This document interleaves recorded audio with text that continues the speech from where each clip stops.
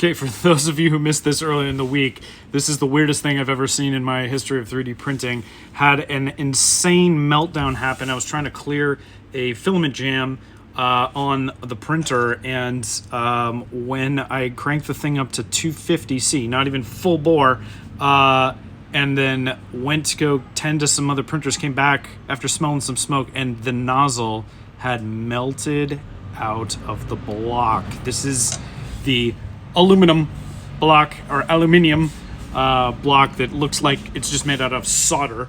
And so a lot of people have been asking me, well, actually get a soldering iron and crank it up and see if you can actually melt that. So I'm going to do that in a second. But first, what do you think of this as a new, just like, insane torture device? That point is sharp. Do you dare me? Haha, psych. Can't get that far.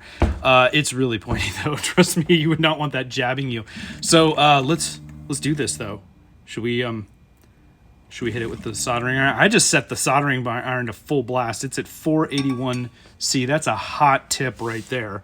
So I guess this could tell us a couple different things. If it's some weird grade of aluminum, like the low, what is it, like I don't remember what's 420 series, or I don't know, whatever, that it should be able to melt below that.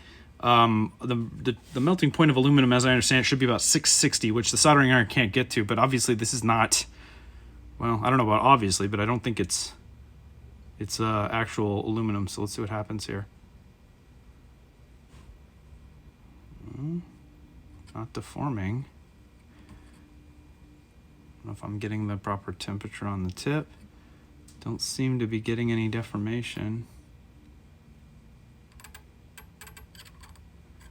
That's holding steady, so I don't know. Maybe we did have an insane thermal runaway. Let's just see what happens as the iron is sitting on it here. 481. I'm just gonna, I mean, we definitely have a lot of heat coming off of that thing. I don't know, man. I don't know. Ladies and gentlemen, I don't know what happened, but you can see I'm just holding the tip on here, and it doesn't seem to be getting soft or moving or anything. So it's definitely not just tin or solder. I don't know. Other ideas?